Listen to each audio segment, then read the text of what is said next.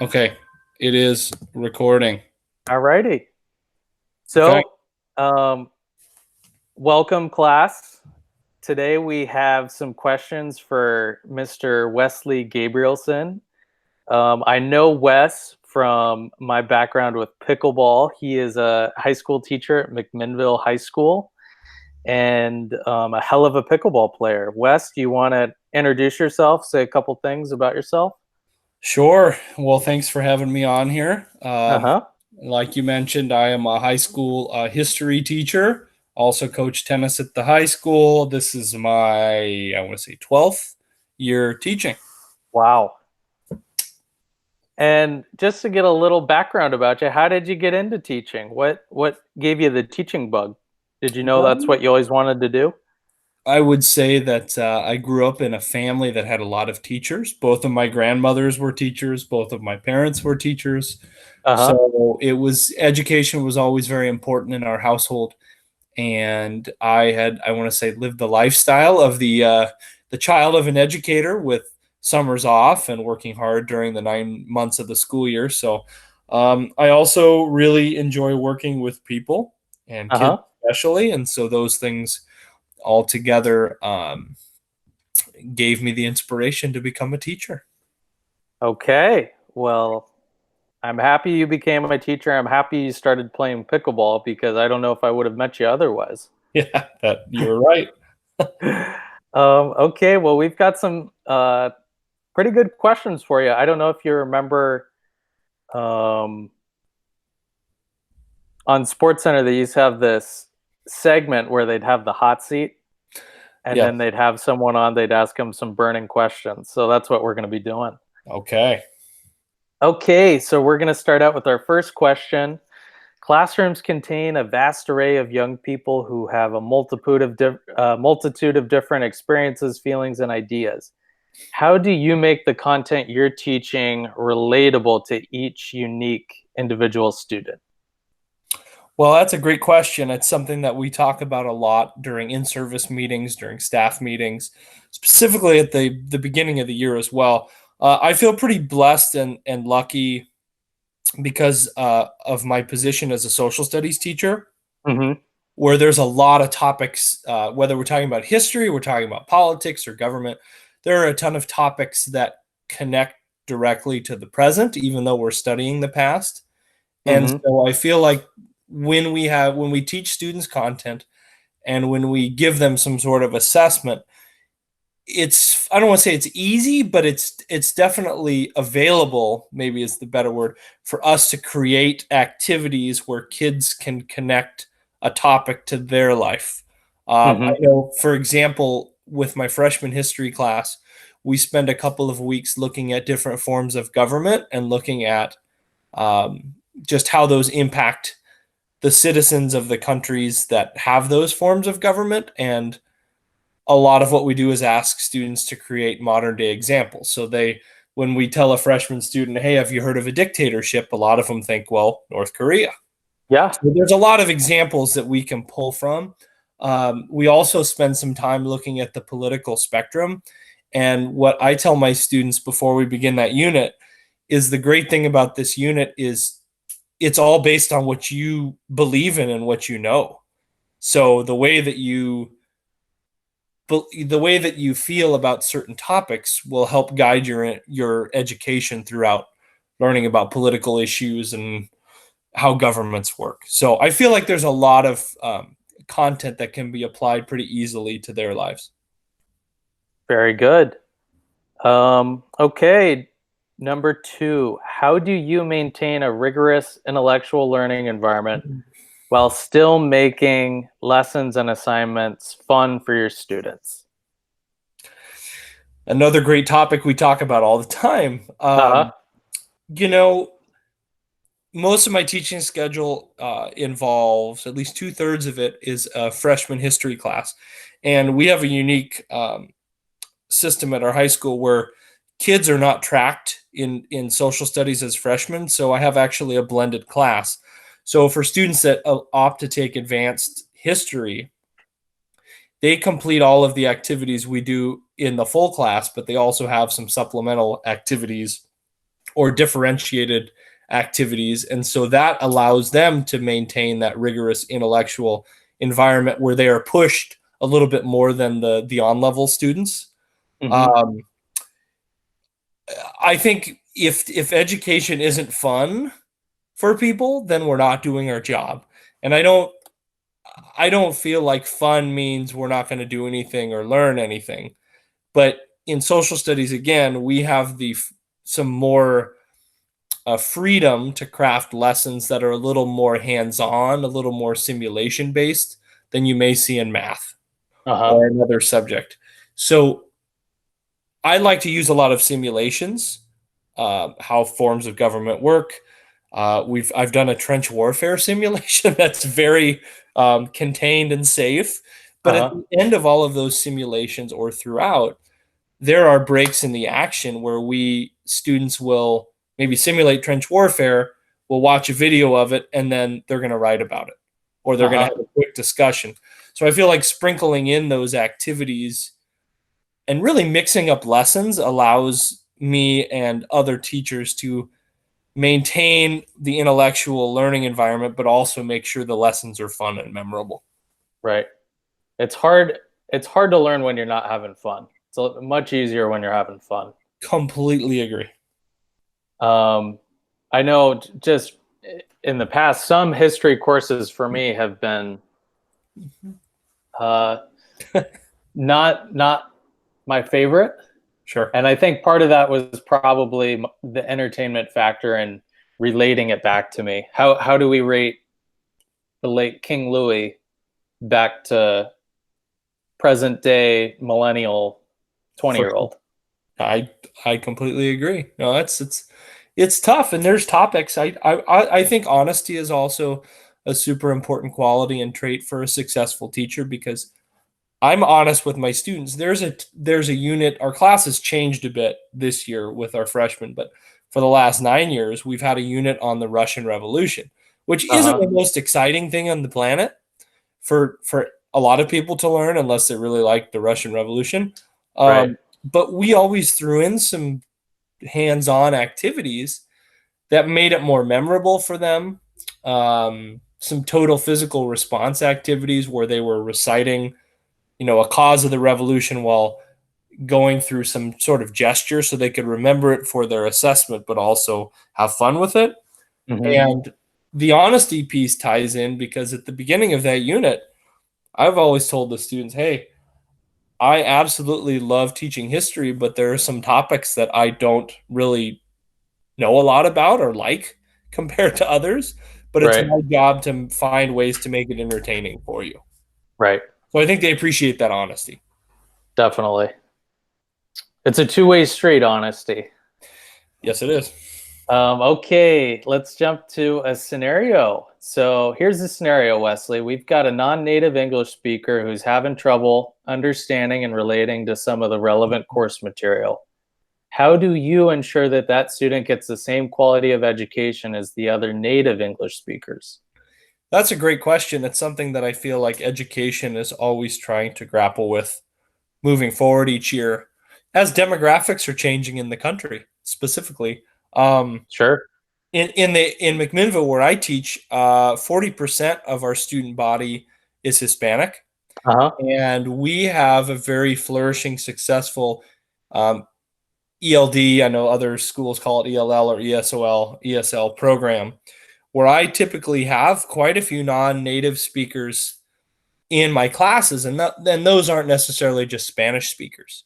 We had a family from Africa that had 10 kids go through our school where English Uh-huh. was their second language, or students from China, or so it's something that I feel like most school districts are trying to address. And I think finding ways to really promote practice of breaking down language, whether it's reading or writing, Mm-hmm. embedded within your content area instruction is very important.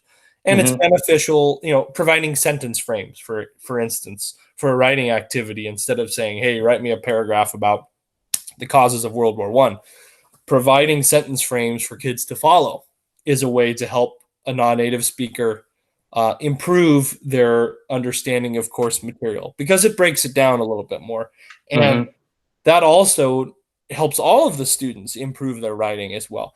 I feel like honestly at the same time where new teachers struggle a little bit is with the notion of not knowing when and where to reach out for assistance.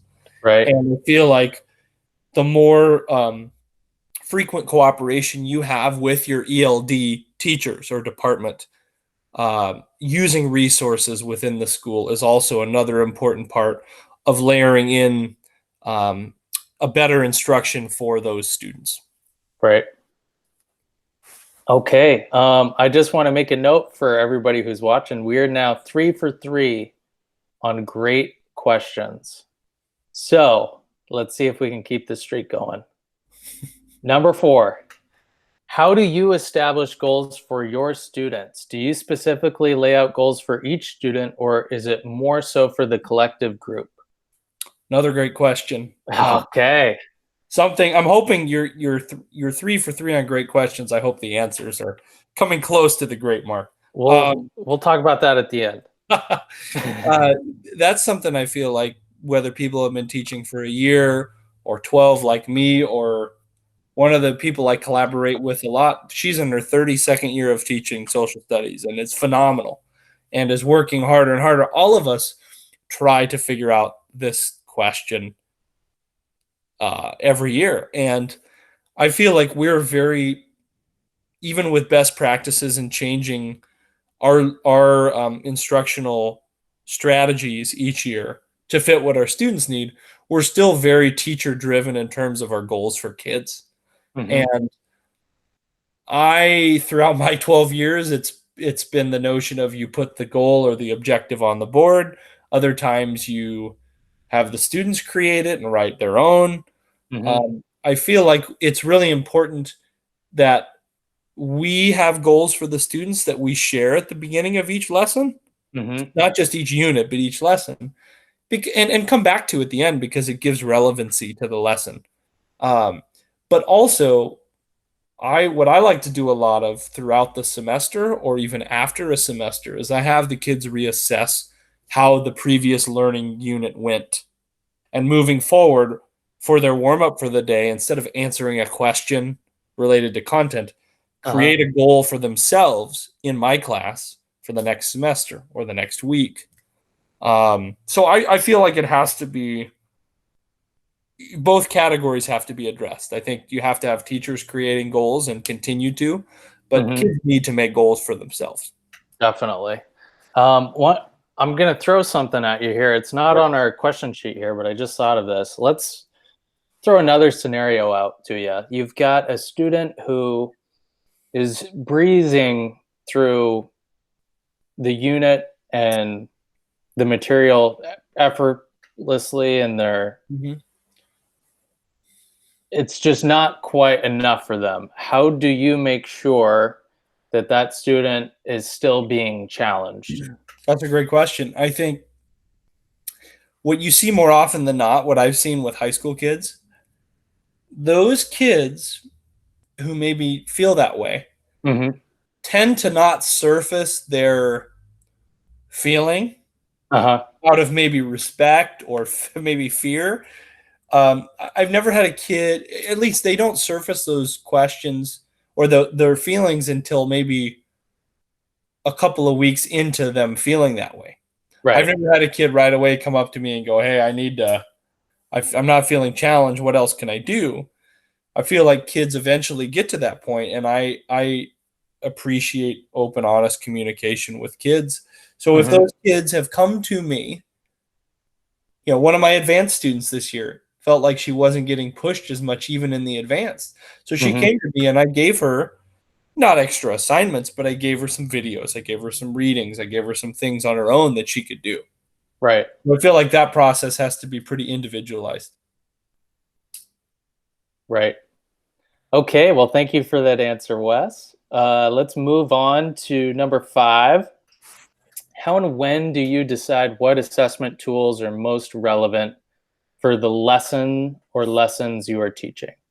Whew, that's a tough one. It's a good one, but it's a tough one. Yeah, makes you think. How and when do you decide what tools are the most relevant? I think that has to happen before and during the unit Mm-hmm. or lesson.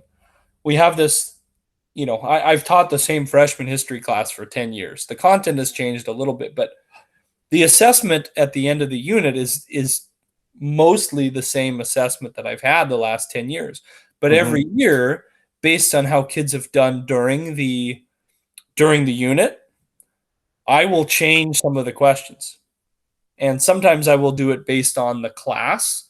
And that's not an example of lowering standards if kids aren't understanding something to make it Mm-hmm. easier for them to pass or get a better score. It's more content driven. If there's another big idea that seems to be more relevant for the time period or for this group, I may put more questions in about that. Uh-huh. So I think at the beginning of a unit, or I wouldn't really look at this in terms of lessons. I'd look at it more unit wise, just based on what I teach. Uh-huh. I would say more beginning, but also during the middle of it. And of course, what often gets forgotten a lot is that at the end of a unit, as teachers, we got to cover the next topic. We want to move on. Right. I feel like at the end of the unit, we got to look and see how kids do and really reassess at that point too. Sure. Would you say that certain subjects lend themselves to different types of assessment tools more so than the other? Sure. I mean, again, with social studies, I feel blessed because I can give a standard test format that you would see in math or Mm-hmm. science, but I can also have students do an activity that's more language arts based, write me an essay Yeah. or art project based. And I like to give a lot of choice activities for Right. assessments too. So I feel like math science, it's going to be a little more difficult to differentiate the type of Yeah. assessment compared to Lang and Lit or social studies. Sure. Okay, last question for this section. How do you continue to edify, expand yourself in the subjects you are already well versed in and teach? Well, I think probably one of the most important qualities for a teacher, besides being personable and being patient, Yeah, would be that you have to be a lifelong learner. If you get right. that in your ways, I honestly, and this is not from an ego base, it's just from experience. I could go in and I might have to review a few of the areas of content each year for my freshman class. Mm-hmm. But if I haven't looked at the content for a year, I could probably go back in and remember the whole scope and sequence of my freshman class because I've taught it every 4 times a year for the last 10 years. Uh-huh. But based on what's going on now, I always want to go reevaluate and relearn or learn some new topics that I could tie into the classes I teach. So being that lifelong learner is important. One example during the beginning of our shutdown and us teaching online, we usually end our World War I unit where we talk a little bit about how the world is impacted at the end of the war, moving into the Roaring 20s.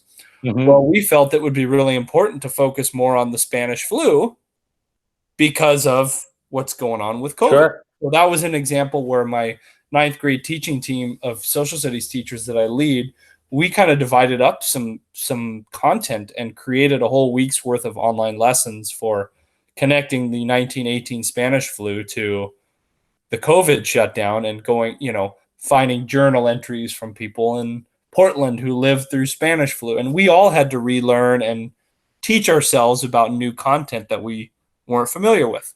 Mm-hmm. So that's just one example.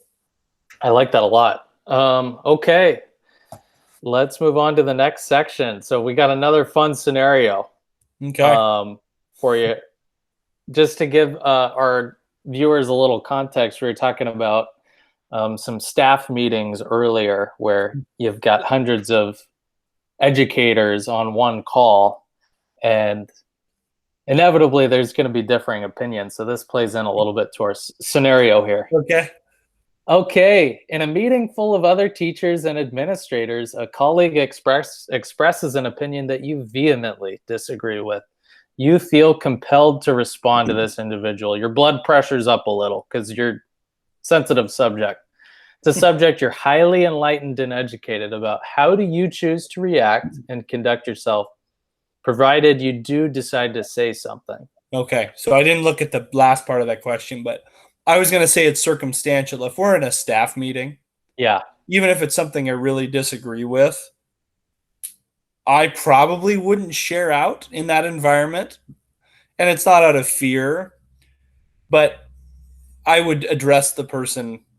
I would probably email the person and say, hey, because our staff meetings are in the morning right before we start teaching. Uh-huh. Not a lot of time to debrief and talk with someone with an ample amount of time. I would professionally email or call the person and say, hey, I'd like to chat about something.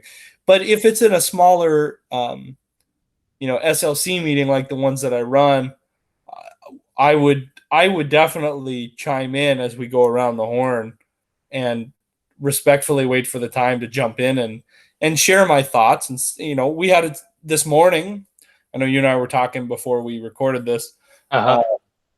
In the meeting I was running this morning, we were deciding which kids needed a little extra support for next year as sophomores and continuing them on a sophomore team, which there's just one in the school. So we had to be pretty selective. And there were some disagreements about, which kids should be on there. And people didn't hesitate to chime in and share their disagreements, even in a strong way. But I think one thing that we haven't talked about that's extremely important is educators have to feel like their input will be taken seriously. Mm-hmm. And I also feel like they have to have some sort of relationship built up in order for them to feel comfortable sharing their disagreement. Right. And I think that when people are looking to become teachers, if they have not, or when they go through an interview process, it's really important when people ask questions or are given the opportunity to ask questions about the position or school you're applying for or in, Mm-hmm. to take advantage of that. But I don't feel like enough people ask about what does collaboration look like in your school? Yeah. Because on the interview teams that I've been on, most of the hires that we go with in our social studies department, they ask a ton of questions about collaboration. They say, all right, well, if there's an issue, it's almost the questions you would think that people interviewing you would ask. Yeah. Well, I feel like for people getting into teaching, you have to be aware of the collaborative climate. And if you don't get the response that you want, even if a job is offered to you at that school, if it's not an answer you want or feel comfortable with, it may not be the best fit of school for you. Right. So I know that was well, but selfishly, I'm going to say that's my favorite answer because that's directly applicable to my situation. That's great information, Wes. Thanks for sharing that. You bet. Okay. Students are having some problems resolving conflicts with one another. In your classroom, how do you facilitate a mediation between the aggrieved parties? Well, there are different levels of that one. I think the most common thing I use with, again, mostly having freshmen, they're new to the school, they're figuring out what they can do, what they can't do. A lot of what we do is behavioral modifications. My plan, if I see there's some sort of tension between two kids, whether it's verbal, it starts to become a little bit physical, not major. I have a nice shared open space outside of my classroom. So I'll raise my voice a bit and have those two students come join me out into that area. And we'll a lot of times we'll stand and I'll make sure that they're separated and we'll have a discussion and I'll ask each student what the issue is. And then I'll say, well, regardless of what you feel, the situation that we have here is not real conducive to the supportive learning environment of everyone. And in order to come back into this classroom, regardless of who may be at fault, Mm-hmm. Come up with a couple step plan. You're not going to sit next to each other. You're going to, come ask me if you have questions. It depends on the level of disagreement. But I feel like taking the time to remove the students and talk to them. You can't just remove them and then leave them. Right. Remove them and talk to them, and then come up with a plan to come forward and have it very concrete. If the plan doesn't get followed through, then you let the kids know that there's some other steps that could be taken. Mm-hmm. That seems to help a lot. If one student is much more of the perpetrator, I think, in the situation, Yeah. then I will have that student come out there and chat with that student alone. And usually there's some reason why they're acting like they're acting. It may not have anything to do with the kid that they're in conflict with. It could be frustration with home or whatever. The other level, I would say, I had two students last year that before my class even started, there was some sort of conflict in the hallway about a mutual love interest that these two boys had, and they were about ready to come to blows. So these were both 17, 18-year-old boys that are strong kids.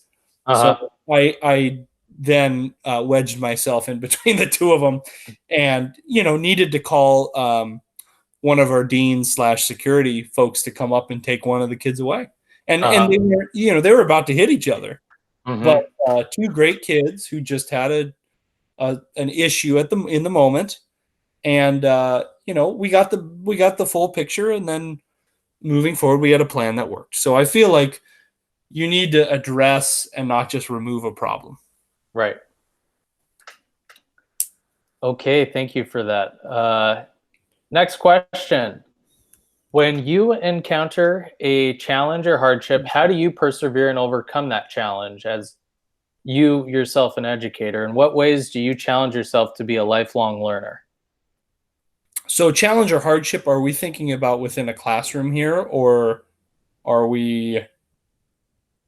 Yeah, yes, specifically as a teacher.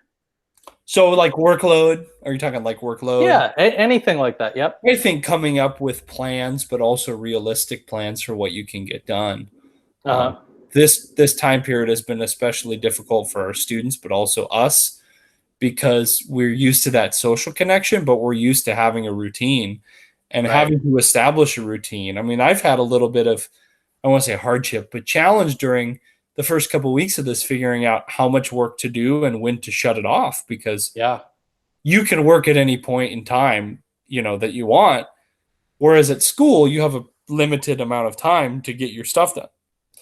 So I actually, my recommendation is, when you feel like you have too much on your plate, there's a challenge, there's a hardship, you need to give yourself a mental and physical break. It's extremely important. My classroom neighbor, my very first year, I actually taught middle school, and she gave me one piece of advice that I follow to this day. She said, never take anything home to grade, ever. Leave it all there, because you need to have a balance between your personal life and your work life. Now, I think as teachers, we definitely carry the emotional burden of caring for other people and being selfless home with us. Sometimes we lose sleep over it. Not trying to deter everyone that wants to get into education, but that's how it is. And imagine adding the grading stress to that. I just think you have to find a routine that works for you and give yourself a break. In what ways do I challenge myself to be a lifelong learner? I think we talked about that earlier. I'm always looking to improve upon my lessons. The other class I teach is actually a class I created. And Paul, I don't know if we've talked about this. Okay. Specifically, I think we have, but is my history of rock and roll class. Oh yeah, sure. So I'm always looking each semester. I always add or mix up some things, because for me, I don't want it to be the same thing over and over. Sure. So even during this shutdown, I've been planning some changes I could make for next year already. So I think always thinking about what you can do to improve is going to help people continue to be a lifelong learner. Sure. Well, you can, this is kind of topical now because this Mhm. fellow unfortunately passed away recently, but you could do a Little Richard section if you I, didn't do that already. what's interesting is our seniors on March 13th here in Oregon, our seniors, if they were passing their class, then they were technically done with it. They didn't have to do any online learning. That was the Hmm. decision that was made by the state. So Wow. my history rock and roll class is half seniors, half juniors. So Uh-huh. half of my kids were gone at March 13th. We spent in that month and a half of the semester where they were with me in person.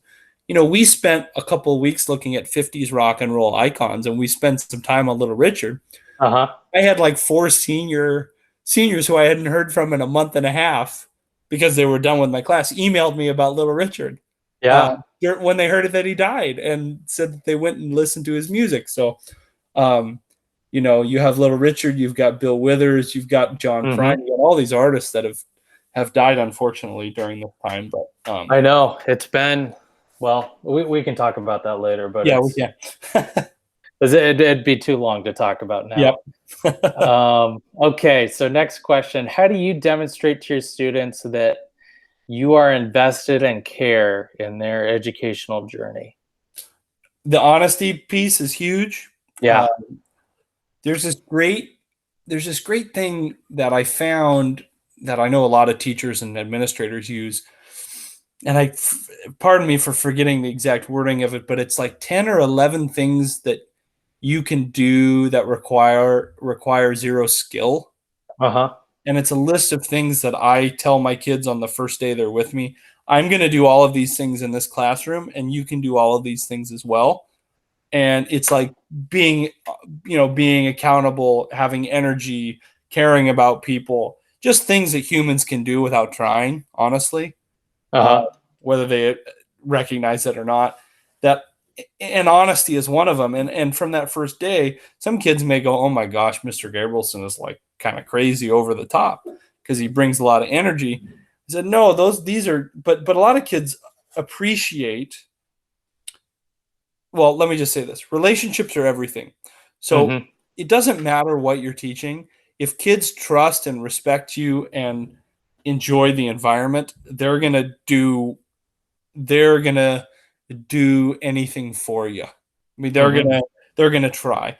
And my big goal the first week and throughout the year is to demonstrate to the kids that I am not just a person talking in front of a group at you, and I'm not just a person that wears my ID badge, that there's actually a person besides the teacher.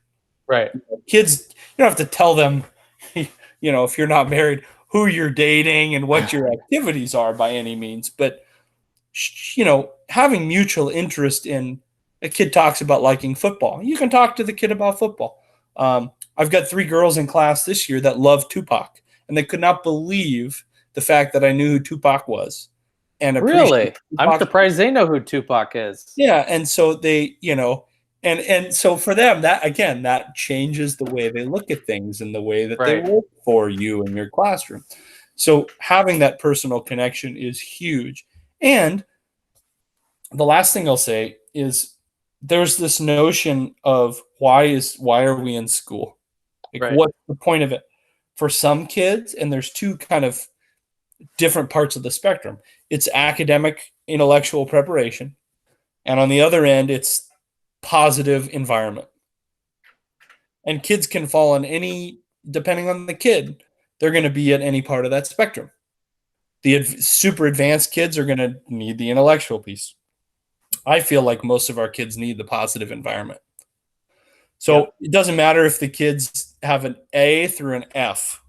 If they're willing to work and they're positive and they're there, I'm going to try to do the same thing for them. Sure. So, Additional question, real quick. I know some of our viewers are probably wondering this now, since you talked about it earlier. uh-huh. Um, when do you grade? So you're not taking stuff home with you. Yeah, that's a good question. Are you grading after school? Are you getting it in on your lunch break? It depends on the situation. I have prep at the end of the day, Okay. and I usually a couple days a week I'll grade. When I coach tennis in the spring and I'm super busy, I realize I want to be a good classroom teacher first and a good tennis coach as well. But Right. the classroom part is still the priority, even Mm-hmm. though the mind may be on the season and other things. And um, I know that work will pile up, and I don't like seeing things pile up in my turn-in basket. But during the tennis season, we practice Monday through Friday and then some Saturday mornings. I Uh-huh. always tell myself practice is over at 11 o'clock Saturday morning. When practice is over, I'm going to go into my room for 2 hours tops, and I'm going to grade. And I'm Uh-huh. not going to touch that grading during the week. I'm going to focus on teaching, and I'm going to focus on, creating those good positive relationships. Otherwise, you have a hard time balancing. Yeah. Uh, if I'm sick or I know that I'm going to be out for a while, then I will make an exception and bring grading home if I need to get caught up. Gotcha. But normally I will not at home. So Gotcha. Well, thank you for sharing that. I think a lot of our fellow students will appreciate that and they can for learn sure. from that. All right. We got another scenario. The scenarios are always fun. So Okay. it puts you in that frame of mind. So you've designed a block of lessons intending to use a test to not access but assess your students. Sorry for that typo. After grading most of the tests, you begin to notice a trend. The majority of the students performed well below your expectations. Amid further inspection, you see that it was a specific section where almost all the students struggled. Left troubled, what steps do you take to ensure that you equipped and readied your students to perform up to your expectations? I think in that scenario, if you see a trend where perform below expectations and it's one certain section, I think you have to go back and spend a couple days to reteach and review that section, and then you have to retest. Yeah. I mean, I don't like in social studies, I don't do retest on a big unit assessment, but throughout the unit when I give smaller assessments, I let kids retest. And Mm-hmm. it's twofold. It's number one, it's about the process, and I give ample opportunities to improve upon those skills and concepts that they will be tested on at the end of the unit. Mm-hmm. And second of all, I do a ton of review in my classes. So I don't typically see, and this is not, again, just experience, not ego. I don't see a ton of kids failing together on one specific section. It's Mm-hmm. happened before, and even though I don't do retakes normally, I used the plan I told you at the beginning of my answer, where I actually had the whole class. We stopped our timeline of teaching. We reviewed for two lessons, and I had them retest just that section. Yep. Okay. I think that's a good answer. Okay. I accept. Yep. Okay. Number two, most of the students in your class have a different cultural background than you. How do you ensure that you are culturally literate with the majority of your students and can relate to them? So it's interesting. This is the first year.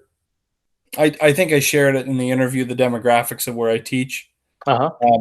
This is the first year where I think in a majority of my classes, there are more non-white than white students. Mm-hmm. And I think those sorts of connections that I talked about, not necessarily based on race, but based on shared cultural interests, whether it's music. I mentioned the Tupac reference. Sure. Having those sorts of connections, Yep. I would say, I guess, technically improve someone's cultural literacy. But I took a lot of in our community specifically, it has helped for me, my background. I took about 9 years of Spanish in school, and it Oh. wasn't just language, but it was, I had a literature class in high school, a Spanish lit class in high school and college. And so I have a little bit more background in some cultural elements that can relate to those students. By no means is my Spanish fluent in my speaking, but listening, I can comprehend about 80-90% of what kids say. Uh-huh. People in Spanish, what they say, but I think that helps. I think a lot of it's based on connections and putting in that time to, or continuing that trend of being the lifelong learner, where if you have students that have a different background, I would want to know about that background so I can relate to them better. Sure. And so I do a little research. Sure. So, Okay, let's move on to number 3 here. How do you stimulate an open, accepting classroom environment where students feel comfortable asking questions and learning from mistakes? I think from the get-go, day one, ground rules are super important. And not Mm-hmm. so much ground rules, but guidelines. We do a lot of discussions in my class, not necessarily like your official Socratic seminar type environments, but more free-flowing discussions, um, especially when there's a lot of political discussion where you Mm-hmm. see a lot of different opinions and some possible angst in response to opinions. I start off every single politics unit each year with saying the great thing about this is it's based on your opinion, and your opinion is always right because it's yours. As long as you do the following two things: you back up your opinion with fact, and number two, your opinion does not discriminate towards someone else. Mm-hmm. And they know that in these discussions, if they yell, if they start discriminating, I honestly, I have a pretty hard line on that. I will not give them a warning. I'll remove them from the discussion, from the environment Mm-hmm. in the hallway. And I rarely have had to do that with kids. I think once in 12 years. Um, and it is not to say the kids haven't been heated towards each other where we've had to reel it in, Yeah. but you have to set the groundwork and you have to be willing to redirect, put in the time to know how to redirect discussions or debates. I think is Sure. super important to lay the ground rules and be flexible and ready to act on the fly. Yeah. Okay. Well, yeah, especially in a political setting like that, you have to have those rules. For Sounds like. for sure. Yeah. Um, Otherwise, nobody's going to share anything if they feel like they're going to be attacked, or Yeah, if it's not a safe knowing space. knowing when and how to do it too. Like I can think of an example of a class, probably, gosh, the kids probably graduated last year. They did. So it would have been 4 years ago when they were freshmen, Uh huh. where I had a lot of young um, female Hispanic students in this class who were very quiet and were great kids and worked really well, but they did not share a lot Uh in huh. discussions. When we got to the political unit and we started talking about immigration Uh huh. and some social programs and things that affected them directly and their families in a Mm-hmm. real positive way, they started to chime in and were real vocal about it. And there was this boy who was a nice kid and had a very different opinion. And I didn't ever chastise or criticize his opinion, Mm-hmm. but he would not. It's almost like he didn't understand the social cues that Sure. one thing to talk about this topic, but we would move on to a new topic. And in his group, he would keep going back to that same topic. And clearly, the kids in that group were getting irritated, and he was starting to cross the line a bit. And I had Mm-hmm. to pull him outside and say, "Hey, this is an open, accepting environment, and I appreciate you sharing your knowledge, but you have to look at just social cues as well." And I think that's where a lot of teaching goes into how and when to share your opinion, Sure. because over time, eh, I mean, and this may be a more controversial term now with mental health push, but I think like the concept of social suicide. I mean, it's you want to create an environment where people feel comfortable debating with you. Right. If you take it to a certain point, you're going to lose your social capital, where those kids aren't going to want to talk to you anymore, regardless Right. of what the topic or situation. Right. We could talk about that Yes. the entire time, but we have to move on. Okay, so this is our last question of this section. How do you use the students' prior experiences and knowledge to interact with new material? and gain a context for something they previously might not have had. You could use the example of the social framework of the country during the early 70s and Watergate and the end of Nixon. Okay. Yeah, I think that goes back to my earlier answer at the beginning of the interview about finding some sort of connections to things they know already. Relate certain topics you're talking about to things they've heard about or they've watched or their parents have talked about. I think that education has done a great job of moving forward in that direction and practicing that more, not just in my field with social studies, but also with math, with science. I don't know if we were looking for more on that. I mean, I feel like, yeah, we've talked quite a bit about that. I feel like, so let's move on. Okay. Let's go now to just physical and emotional safety in the classroom. We were just kind of talking about the emotional and having a safe space where everybody feels like they can share an opinion so long as they're not crossing the line. What measures are put in place to ensure the personal safety of each student where they can learn in an environment that is free of any harassment, bullying, homophobia, sexism, and racism? I go back to, sound like a broken record here, but just that first week of just establishing procedures in the climate. And, I tell my students from day one on my freshmen, especially, I've had some phenomenal freshman classes. A lot of people get into teaching high school and they're like, oh my gosh, you got to teach freshmen. They're immature and they're, but regardless, if it's a class that you want to have over and over and over again for the rest of your teaching career, or if it's that class that sometimes you're kind of, you take that deep breath as they walk into the room. I always have a different seating chart every month with my freshmen. And I tell them that on the first day of school. And I say, the reason for this is not for crowd control here, which, sometimes it can be, but mostly it's not. It's that I want you to interact with people that are different from a different social group, that aren't your friends, because you can learn about different backgrounds by doing that. And I feel like a lot of teachers use that philosophy because it helps prevent some of those things that are in that question. Sure. And having those heterogeneous groups.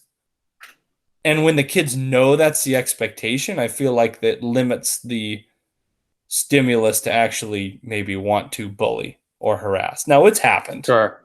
It's happened. I haven't had, overtly a lot of issues with homophobia. I know a lot of that in schools. This year we had a few cases with,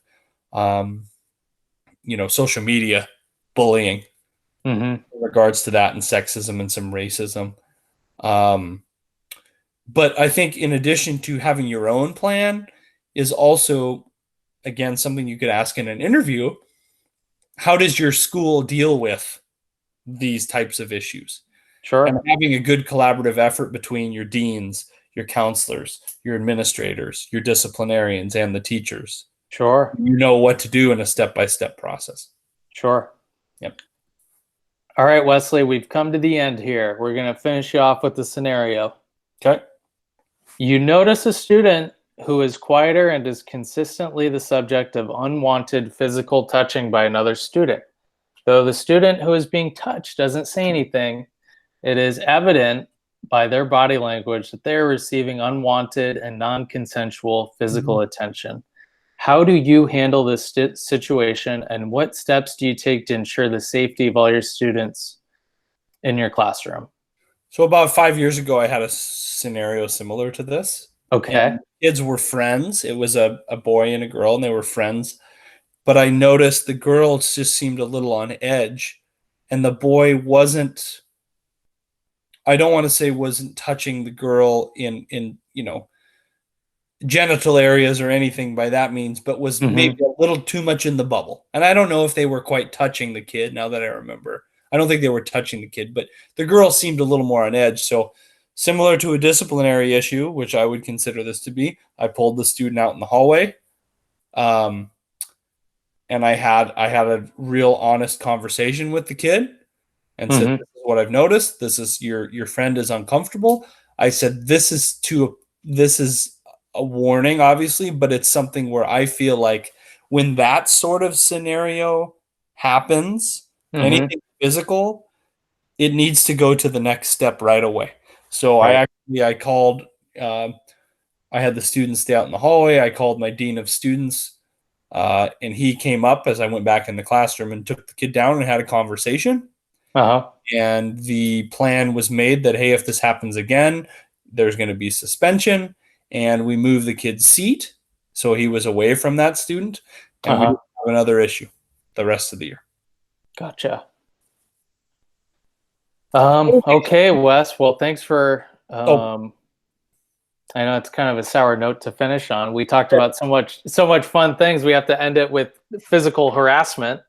yeah. Um, but thank you so much for being here. I hope you got something out of doing this too, and maybe this give you a shot at re-examining some of your own principles and theories, and Yeah. you had a little self-reflection, maybe, hopefully. Always like talking education, something we haven't been able to do a whole lot because we've been remote and virtual with our meetings this year. So Right. I appreciate it. Absolutely. Well, thank you everybody for watching, and I hope to get a chance to talk to every one of you soon. So thanks for watching, and we'll see you later. All right.